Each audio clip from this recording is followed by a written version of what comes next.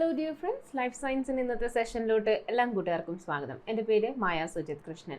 So ഞാനായിരിക്കും നിങ്ങൾക്ക് life സയൻസിൻ്റെ ക്ലാസ്സസ് എടുക്കുന്നത്. ലൈഫ് സയൻസ് ബയോളജി അല്ലേ, എല്ലാവർക്കും അറിയാമല്ലോ അല്ലേ. സോ ബയോളജിയിൽ നമ്മൾ ബേസിക്കലി ബോട്ടണിയിലെ കുറച്ച് ടോപ്പിക്സും സുവോളജിയിലെ കുറച്ച് ബേസിക് ടോപ്പിക്സും ആയിരിക്കും കംപ്ലീറ്റ് ചെയ്യുന്നത്. ബോട്ടണി എല്ലാവർക്കും അറിയാം, പ്ലാന്റ്സിൻ്റെ സ്റ്റഡിയാണ് നമ്മൾ ബോട്ടണി എന്ന് പറയുന്നത്. അപ്പോൾ ബോട്ടണിക്കകത്ത് നമ്മൾ പ്ലാന്റ് കിങ്ഡമിനെ പറ്റിയും ക്ലാസിഫിക്കേഷനെ പറ്റിയും പിന്നെ പ്ലാന്റ്സിൻ്റെ മോർഫോളജി, അനാറ്റമി, അതായത് വെളിയിൽ നിന്ന് നിങ്ങൾക്ക് കാണുമ്പോൾ കാണുന്ന സ്ട്രക്ചേഴ്സും അത് നമ്മൾ കട്ട് ചെയ്ത് കഴിഞ്ഞാൽ അകത്ത് എന്തൊക്കെയുണ്ട് അതാണ് അനാറ്റമി എന്ന് പറയുന്നത്. അപ്പോൾ അങ്ങനെയുള്ള കുറച്ച് കാര്യങ്ങളൊക്കെ നമ്മൾ നോക്കുന്നതായിരിക്കും. അത് കഴിഞ്ഞ് നമ്മൾ സുവോളജിയിലോട്ട് പോകും. സുവോളജിയിൽ നമ്മൾ ആദ്യം തന്നെ ഇൻ ജനറൽ കാര്യങ്ങൾ, അതായത് ആനിമൽ കിങ്ഡം ക്ലാസിഫിക്കേഷൻ, അത് കഴിഞ്ഞിട്ട് നമ്മൾ കുറച്ച് അങ്ങനെയുള്ള കാര്യങ്ങളൊക്കെ ബേസിക് കാര്യങ്ങളൊക്കെ നോക്കിയ ശേഷം നമ്മൾ ഹ്യൂമൻ ബീയിങ്സിലോട്ട് പോകും. ആൻഡ് ഹ്യൂമൻ ബീയിങ്സിൽ നമ്മൾ ഓരോരോ ഓർഗൻ സിസ്റ്റംസ് ആയിട്ട് പഠിക്കുന്നതായിരിക്കും. ഓക്കെ, സോ ഇതിലേക്കൊക്കെ പോകുന്നതിന് മുമ്പ് ലിവിങ് തിങ്സ് എന്ന് പറയുമ്പോൾ അതിൻ്റെ ഏറ്റവും ബേസിക് യൂണിറ്റ് എന്താണ്? ഒരു ലിവിങ് തിങ് എന്ന് പറയുമ്പോൾ അതിൻ്റെ ബേസിക് യൂണിറ്റ് അതെന്താണ്?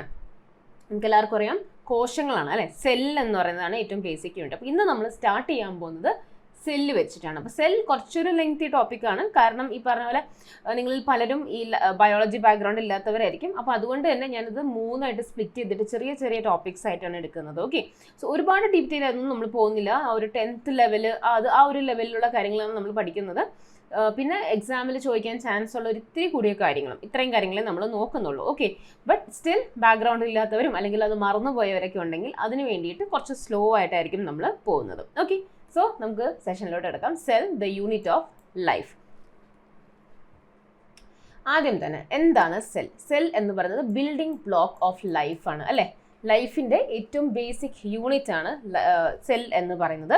Structural and functional unit of life ആണ്. അപ്പോൾ ഇങ്ങനെ രണ്ട് ഡെഫിനേഷൻസ് ഉണ്ട്. ഒന്ന് ബിൽഡിംഗ് ബ്ലോക്ക് ഓഫ് ലൈഫ് എന്നും പറയും, ഒന്ന് structural and functional unit of life എന്നും പറയും സെല്ലിനെ.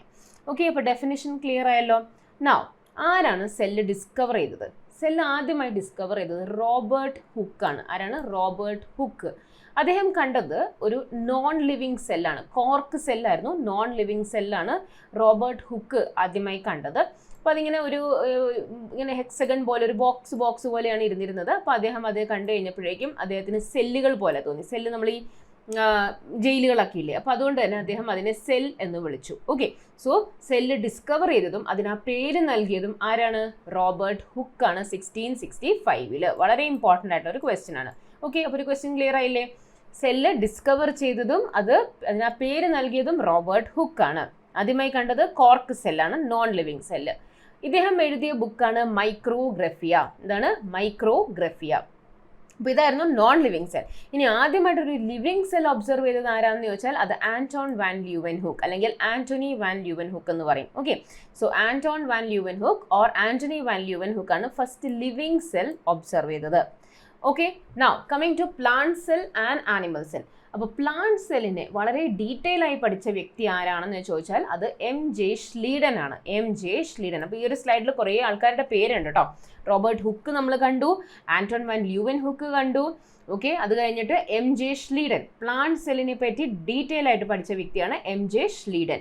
എന്നാൽ ആനിമൽ സെല്ലിനെ പറ്റി പഠിച്ചത് ആരാണ്? തിയോഡോർ ഷ്വാൻ ആണ്. അപ്പോൾ ഷ്ലീഡൻ, ഷ്വാൻ രണ്ടുപേരും ഓർത്ത് വയ്ക്കാം. ഷ്വാൻ എന്ന് പറയുമ്പോൾ ഇങ്ങനെ സ്വാൻ ഒക്കെ ഓർമ്മ വരും അല്ലേ. സ്വാൻ എന്ന് പറഞ്ഞൊരു പക്ഷിയൊക്കെ ഇല്ലേ. അപ്പോൾ പക്ഷികൾ എന്ന് പറയുമ്പോൾ ആനിമൽസിലാണ് വരുന്നത്. സോ അങ്ങനെ ഓർത്താൽ മതി. ഷ്വാൻ ആനിമൽസിൻ്റെ സെല്ലിനെ പറ്റി പഠിച്ചതും ഷ്ലീഡൻ ആണ് പ്ലാന്റ് സെല്ലിനെ പറ്റി ഡീറ്റെയിൽ ആയിട്ട് പഠിച്ചത്. ഇവർ രണ്ടുപേരും കൂടി, അതായത് ഷ്ലീഡൻ ആൻഡ് ഷ്വാൻ രണ്ടുപേരും കൂടി ചേർന്നാണ് സെൽ തിയറി പ്രപ്പോസ് ചെയ്തത്. അതായത് സെൽ എങ്ങനെയാണ്, സെൽ എന്താണ്, സെൽ എങ്ങനെയാണ് കാര്യങ്ങൾ ചെയ്യുന്നത്, അങ്ങനെയുള്ള കുറച്ച് ബേസിക് പോയിന്റ്സ് ഉണ്ട്. അടുത്ത സ്ലൈഡിൽ നമ്മൾ നോക്കാൻ പോകുന്നുണ്ട്. സോ ആ സെൽ തിയറി പ്രപ്പോസ് ചെയ്തത് ആരാന്ന് ചോദിച്ചാൽ ഷ്ലീഡൻ ആൻഡ് ഷ്വാനും കൂടിയാണ് സെൽ തിയറി പ്രപ്പോസ് ചെയ്തത് 1839. Now ഈ സെൽ തിയറിയിലേക്ക് ഒരു പോയിന്റ്, അതായത് സെല്ല് എങ്ങനെയാണ് ഒറിജിനേറ്റ് ചെയ്യുന്നത്, ഒരു സെല്ല് എങ്ങനെയാണ് ഉണ്ടാവുന്നത്? ഓൾറെഡി ഉള്ള ഒരു സെല്ല് ഡിവൈഡ് ചെയ്തിട്ടാണ് പുതിയ സെല്ലുകൾ ഫോം ചെയ്യുന്നത് അല്ലേ. നമുക്ക് എല്ലാവർക്കും അറിയാം, ഒരു സിംഗിൾ സെൽ ഉണ്ടാവും, ആ സിംഗിൾ സെൽ സ്പ്ലിറ്റ് ചെയ്തിട്ട് രണ്ട് സെല്ലുകൾ ഫോം ചെയ്യും അല്ലേ. So cell originates from the pre existing cell എന്ന് പറഞ്ഞത് റുഡോൾഫ് വിർച്ചോ ആണ്. Okay, Rudolf Virchow. അപ്പോൾ ഈ പേരുകളൊന്ന് വേഗം ഒന്ന് റിവൈസ് ചെയ്താലോ നമുക്ക്. അപ്പോൾ സെല്ല് കണ്ടുപിടിച്ചതും പേര് നൽകിയതും ആരായിരുന്നു? റോബർട്ട് ഹുക്കാണ്. ഓക്കെ, അദ്ദേഹം കണ്ടുപിടിച്ചത് ഒരു നോൺ ലിവിങ് സെല്ലായിരുന്നു. അപ്പോൾ ലിവിങ് സെല്ലിനെ പറ്റി കണ്ടുപിടിച്ചത് ആരായിരുന്നു? ലിവിങ് സെൽ കണ്ടുപിടിച്ചത് ആന്റോൺ വാൻ ല്യൂവൻഹുക്ക് ആണ്. പ്ലാന്റ് സെല്ലിനെ പറ്റി ഡീറ്റെയിൽ ആയിട്ട് പഠിച്ചത് ഷ്ലീഡൻ ആണ്. എന്നാൽ ആനിമൽ സെല്ലിനെ പറ്റി പഠിച്ചത് ഷ്വാൻ ആണ്. ഷ്ലീഡനും ഷ്വാനും കൂടി ഒരുമിച്ചാണ് സെൽ തിയറി പ്രപ്പോസ് ചെയ്തത്. അതിൽ cells originate from pre existing cell എന്ന് പറഞ്ഞ ഒരു പോയിന്റും കൂടി ആഡ് ചെയ്തത് റുഡോൾഫ് വിർച്ചോ ആണ്. ഓക്കെ, ഇത്രയും പോയിന്റ്സ് ക്ലിയർ ആയില്ലേ? ഓക്കെ, അപ്പോൾ സെൽ തിയറി നോക്കാം നമുക്ക്. അപ്പോൾ സെൽ തിയറി പ്രപ്പോസ് ചെയ്തത് നമ്മൾ പറഞ്ഞു 1839 ഷ്ലീഡനും ഷ്വാനും കൂടിയാണ് സെൽ തിയറി പ്രപ്പോസ് ചെയ്തത്. എന്തൊക്കെയാണ് ഈ സെൽ തിയറിയിൽ പറഞ്ഞതെന്ന് നമുക്ക് നോക്കാം. Every living organism is composed of 1 or more cells, അല്ലെ? ഒരു ലിവിങ് ഓർഗനിസം എന്ന് പറയുന്നത് ഒന്നില്ലെങ്കിൽ ഒരു സെല്ലായിരിക്കും, അല്ലെങ്കിൽ മൾട്ടിപ്പിൾ സെൽസ് ഒരുമിച്ചായിരിക്കും. ലൈക്ക് നമ്മുടെ ബോഡിയിൽ എന്ന് പറയുമ്പോൾ ഒരുപാട് സെൽസ് ഉണ്ട്, അല്ലെ? എന്നാൽ ബാക്ടീരിയ, പാരാമീസിയം എന്നൊക്കെ പറഞ്ഞ സിംഗിൾ സെൽഡ് ഓർഗനിസംസ് ആണ്, യൂണിസെല്ലുലർ ഓർഗനിസംസ് ആണ്. അപ്പോൾ ഒരു ലിവിങ് തിങ് എന്ന് പറയുമ്പോൾ, ലിവിങ് ഓർഗനിസം എന്ന് പറയുമ്പോൾ ഒരു സെല്ലോ ഒന്നിലധികം സെൽസോ ഉണ്ടാവും. ബേസിക്കലി സെല്ലുകൾ ഉണ്ടാകണം. Okay, so cell is the fundamental unit of life. Cell ഇല്ലാണ്ട് ലൈഫ് പോസിബിൾ അല്ല. Cell is the fundamental unit of life. Cells are structural and functional organization in the organism. പിന്നെ cell എങ്ങനെയാണ് form ചെയ്യുന്നത്? It arises from the pre-existing cell. All biochemical processes are carried out by the cell. So നമ്മുടെ ഈ living processes, നമ്മൾ പറയുന്ന ഈ respiration ആയാലും ശരി, മെറ്റബോളിസം ആയാലും ശരി, ബാക്കിയുള്ള മോളിക്യൂൾസിൻ്റെ മൂവ്മെൻറ്റ് ആയാലും ശരി, അത് ബേസിക്കലി എവിടെയാണ് നടക്കുന്നത്? അത് നടക്കുന്നത് സെല്ലിൻ്റെ അകത്താണ്. ഓക്കെ, സെല്ലിൻ്റെ അകത്താണ്. ലൈക്ക് നമുക്ക് എനർജി വേണം, നമ്മൾ കഴിച്ച ഭക്ഷണം അത് എനർജി ആയിട്ടും ATP ആയിട്ട് മാറണം എന്നുണ്ടെങ്കിൽ അതും സെല്ലിൻ്റെ അകത്താണ് നടക്കുന്നത്, അല്ലേ? അപ്പോൾ എല്ലാം ബയോകെമിക്കൽ പ്രോസസ്സും നടക്കുന്നത് ഈ സെല്ലിൻ്റെ അകത്താണ്. ഓക്കെ, സോ ഇത്രയും കാര്യങ്ങളാണ് ഷ്ലീഡൻ ആൻഡ് ഷ്വാൻ സെൽ തിയറിയിൽ 1839 പ്രപ്പോസ് ചെയ്തത്.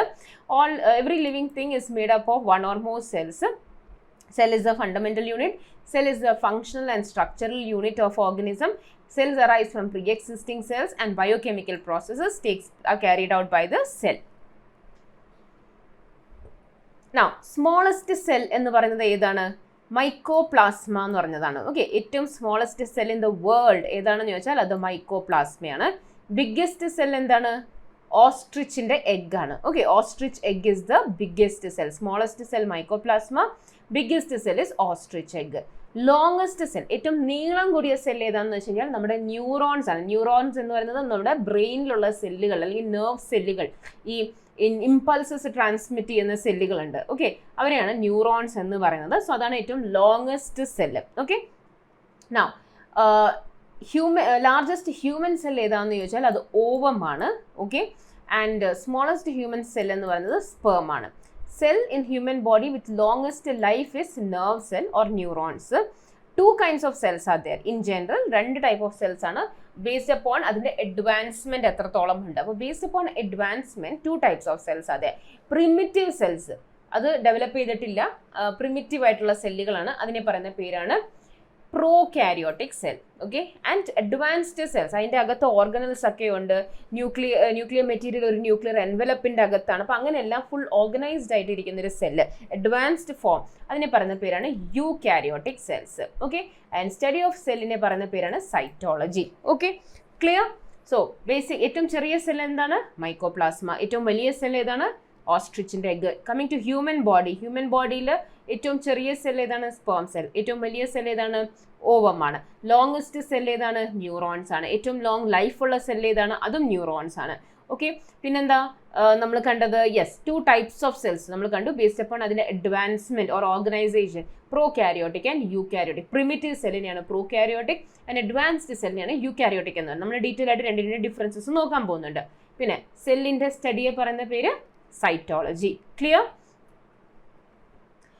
Now coming to types of cells, prokaryotic സെല്ലും യൂകാരിയോട്ടിക് സെല്ലും. സി ഇവിടെ ഡയഗ്രാമിൽ കാണാം. ഇത് കാണുമ്പോൾ തന്നെ നമുക്കറിയാം ഇതിലാണ് കുറച്ചും കൂടി ഓർഗനൈസ്ഡ് ആയിട്ട് നമുക്ക് തോന്നുന്നത്. ലെഫ്റ്റ് സൈഡിൽ, അല്ലെ? ലെഫ്റ്റ് സൈഡിൽ നമുക്ക് കുറേ സ്ട്രക്ചേഴ്സ് ഒക്കെ കാണാം. ഇവിടെ ഒരു സ്ട്രക്ചർ ഉണ്ട്, ഇത് വേറെ സ്ട്രക്ചറാണ്, ഈ സ്ട്രക്ചർ ഇതിൽ നിന്ന് ഡിഫറെൻ്റ് ആണ്, ഇവിടെ വേറൊരു സ്ട്രക്ചർ കാണാം, അല്ലേ? ഒരുപാട് സ്ട്രക്ചേഴ്സ് ഇതിൻ്റെതാണ്. ഈ സ്ട്രക്ചേഴ്സിനെ പറയുന്ന പേരാണ് ഓർഗനൽസ്. ഓക്കെ, അപ്പോൾ മെംബ്രെയിൻ ബൗണ്ട് ആയിട്ടുള്ള പല പല ഓർഗനൽസ് നമുക്ക് ഈ സെല്ലിൻ്റെ അകത്ത് കാണാം. അതേസമയം ഇവിടെ നോക്കൂ, ഇത് വളരെ സിമ്പിളാണ്, അല്ലേ? ഒരുപാട് സ്ട്രക്ചേഴ്സ്, സാധനങ്ങളൊന്നും ഇതിൻ്റെ അകത്തില്ല. സോ ഇതാണ് പ്രിമിറ്റീവ് സെൽ. പ്രിമിറ്റീവ് ആയിട്ടുള്ള കാര്യങ്ങൾ സിമ്പിൾ ആയിരിക്കും, അല്ലേ? അത് പിന്നെ നമ്മൾ കോംപ്ലിക്കേറ്റഡ് ആക്കിക്കൊണ്ടിരിക്കണം, അഡ്വാൻസ്ഡ് ആക്കിക്കൊണ്ടിരിക്കുകയാണ്. അപ്പോൾ പ്രിമിറ്റീവ് സെൽ, സിമ്പിൾ ആയിട്ടുള്ള സെല്ല്, അതിനെ പറയുന്ന പേരാണ് പ്രോകാരിയോട്ടിക് സെല്ല്. അഡ്വാൻസ്ഡ് സെല്ലിനെ പറയുന്ന പേരാണ് യൂകാരിയോട്ടിക് സെൽ. ഇവർ തമ്മിൽ ആക്ച്വലി എന്തൊക്കെയാണ് ഡിഫറൻസസ് എന്ന് നമുക്ക് നോക്കാം.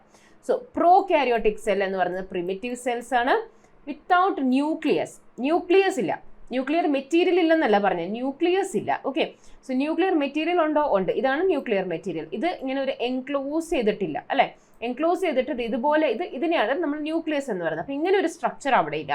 So without nucleus and membrane bound organelles, membrane bound ഓർഗനൽസും ഇതിൻ്റെ അകത്തില്ല അല്ലേ, നമുക്ക് പ്രത്യേകിച്ച് ഓർഗനൽസ് ഒന്നും കാണുന്നില്ല except for ribosomes. Smallest prokaryotic സെല്ലാണ് മൈക്കോപ്ലാസ്മ. നമ്മൾ നേരത്തെ പറഞ്ഞില്ലേ ഏറ്റവും ചെറിയ സെല്ല് എന്ന് പറയുന്നത് മൈക്കോപ്ലാസ്മയാണെന്ന്. സ്മോളസ്റ്റ് അതൊരു പ്രോകാരിയോട്ടിക് സെല്ലാണെന്നുള്ളത് ഓർത്ത് വയ്ക്കുക. സോ പ്രിമിറ്റീവ് സെല്ലാണ്, ന്യൂക്ലിയസ് ഇല്ല, മെംബ്രെയിൻ ബൗണ്ട് ഓർഗനൽസ് ഇല്ല, അതാണ് പ്രോകാരിയോട്ടിക് സെൽസ് എന്ന് പറയുന്നത്. ഏറ്റവും സ്മോളസ്റ്റ് പ്രോകാരിയോട്ടിക് സെല്ല് മൈക്കോപ്ലാസ്മയാണ്.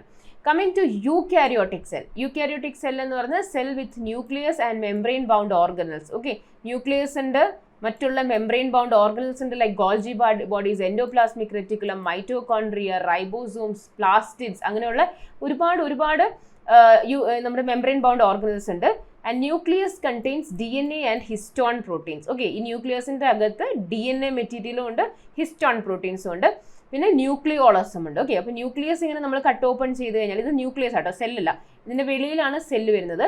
സെല്ലിൻ്റെ അകത്ത് ന്യൂക്ലിയസ് ഉണ്ട്, ന്യൂക്ലിയസ് കട്ട് ഓപ്പൺ ചെയ്ത് കഴിഞ്ഞാൽ ഇതിൻ്റെ അകത്തൊരു ന്യൂക്ലിയോളസും പിന്നെ നമ്മുടെ DNA മെറ്റീരിയലും ഹിസ്റ്റോൺ പ്രോട്ടീൻസും അങ്ങനെ എല്ലാം കാണാം നമുക്ക്. ഓക്കെ, സോ ഇതാണ് നമ്മുടെ ഒരു യൂകാരിയോട്ടിക് സെൽ എന്ന് പറയുന്നത്.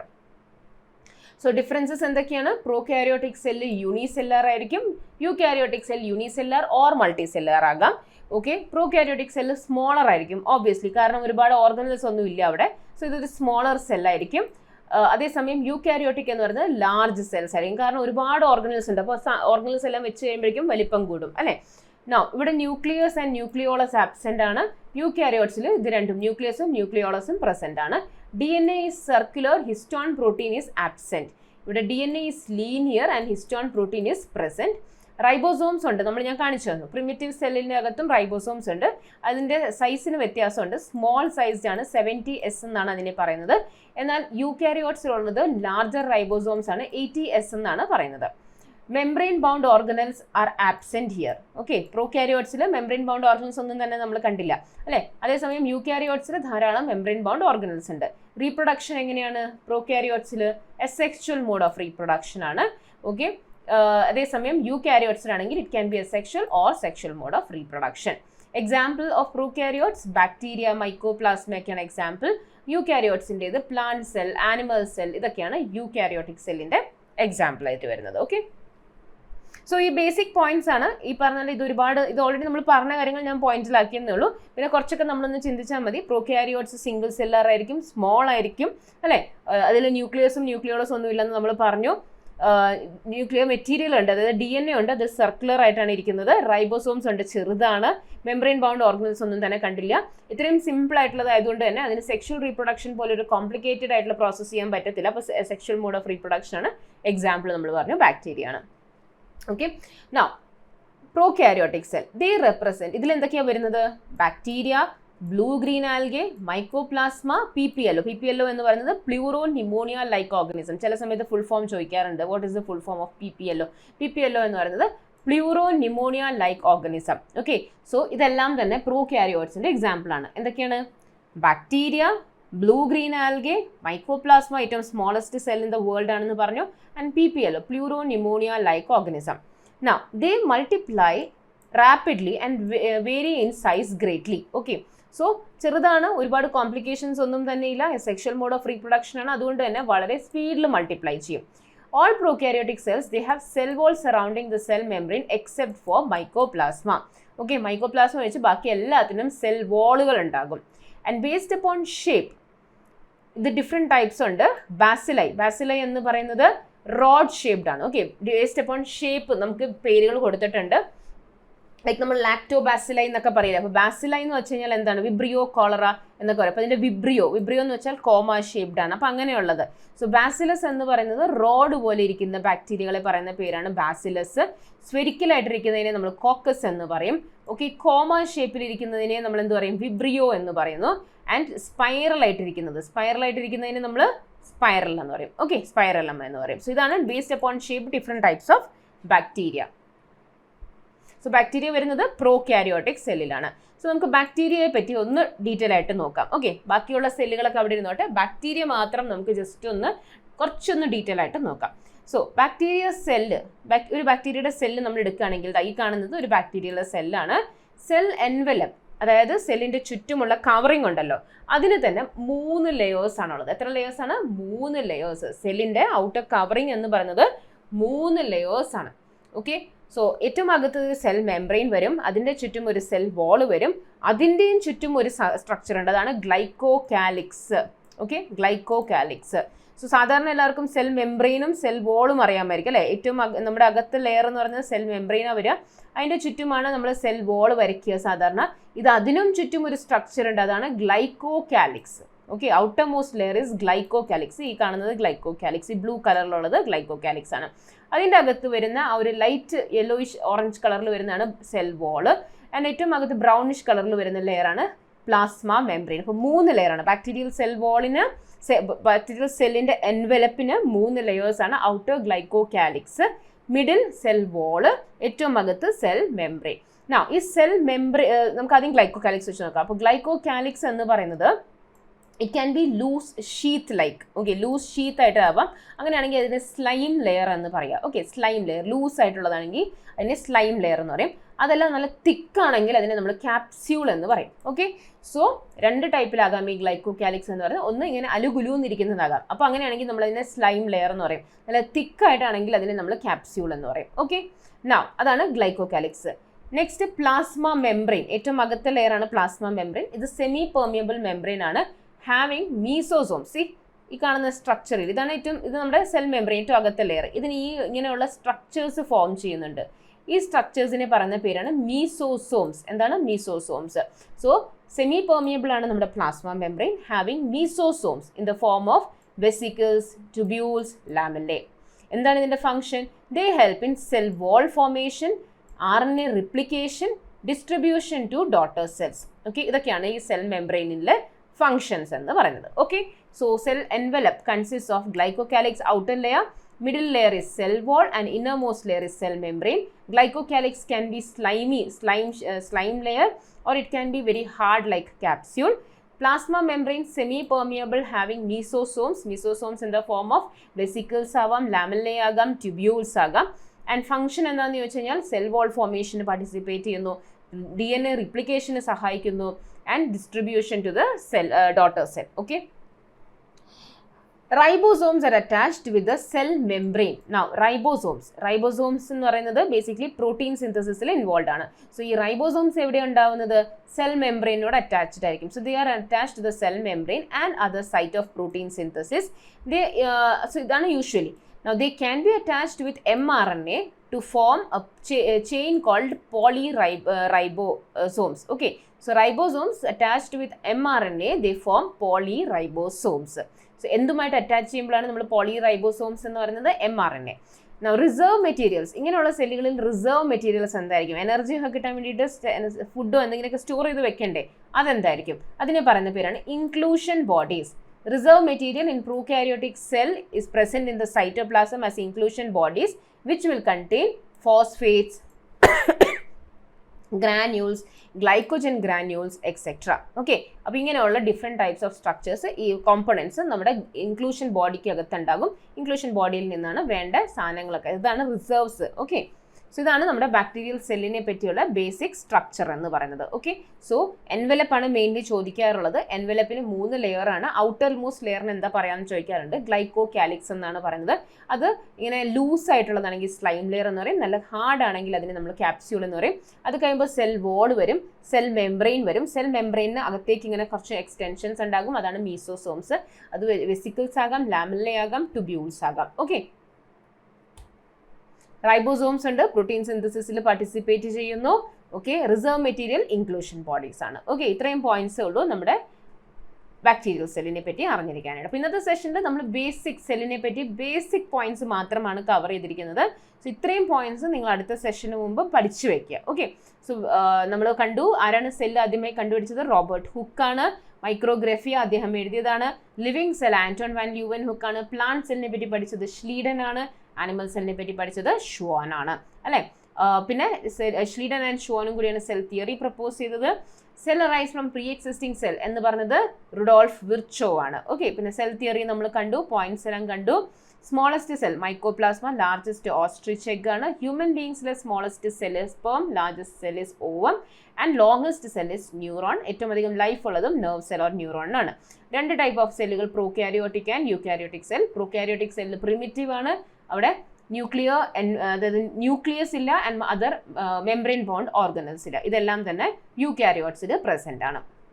ഓക്കെ, ഇതാണ് ബേസിക് ആയിട്ടുള്ള ഡിഫറൻസ്. റൈബോസോം രണ്ടിലും പ്രസന്റ് ആണ്, പക്ഷെ അതിൻ്റെയും ഈ പറഞ്ഞ പോലെ സ്ട്രക്ചറിൽ വ്യത്യാസമുണ്ട്. ഓക്കെ, DNA സർക്കുലർ ആയിട്ടുള്ളത് പ്രോകാരിയോട്സിലാണ്, ഹിസ്റ്റോൺ പ്രോട്ടീൻ ആബ്സെന്റ് ആണ് പ്രോകാരിയോട്സിൽ. പിന്നെ നമ്മൾ പ്രോകാരിയോട്സിന്റെ എക്സാമ്പിൾ കണ്ടു, bacteria, blue green algae, PP yellow, mycoplasma, ഇതൊക്കെയാണ് എക്സാമ്പിൾ ആയിട്ട് നമ്മൾ കണ്ടത്. ആൻഡ് നമ്മൾ ബാക്ടീരിയയുടെ സ്ട്രക്ചർ ഇൻ ഡീറ്റെയിൽ കണ്ടു. 3 ലെയേഴ്സ് ആണ്, ഏറ്റവും പുറത്ത് ഗ്ലൈക്കോകാലിക്സ്, പിന്നെ സെൽ വോള്, പിന്നെ സെൽ മെംബ്രെയിൻ. ഓക്കെ, സോ ഇത്രയേ ഉള്ളൂ നമ്മുടെ ഇന്നത്തെ സെഷനിൽ നമ്മൾ സെല്ലിനെ പറ്റി ഡിസ്കസ് ചെയ്യാൻ ഉദ്ദേശിക്കുന്നത്. ബേസിക്കലി നമ്മൾ പ്രോകാരിയോട്സും യൂകാരിയോട്സും തമ്മിലുള്ള വ്യത്യാസങ്ങളാണ് ഡിസ്കസ് ചെയ്തത്. ആൻഡ് ബാക്ടീരിയയെ പറ്റി നമ്മൾ പഠിച്ചു. അടുത്ത സെഷനിൽ നമ്മൾ യൂകാരിയോട്ടിക് സെല്ലിനെ പറ്റി ആയിരിക്കും ഡിസ്കസ് ചെയ്യുന്നത്. ആൻഡ് യൂകാരിയോട്ടിക് സെല്ലിൽ നമ്മൾ ഓരോരോ കോമ്പണൻസ് ആയിട്ട് എടുത്ത് നോക്കും. ലൈക്ക് സെൽ വോളിനെ പറ്റി, സെൽ മെംബ്രെയിനെ പറ്റി, Golgi bodies, ribosomes, endoplasmic reticulum, അങ്ങനെയുള്ള സെൽ ഓർഗനൽസ് ഓരോന്നോരോന്നായിട്ട് നമ്മൾ നോക്കുന്നതായിരിക്കും. ഓക്കെ, സോ നെക്സ്റ്റ് സെഷനിൽ കാണാം. അതുവരേക്കും എല്ലാവർക്കും നന്ദി, നമസ്കാരം.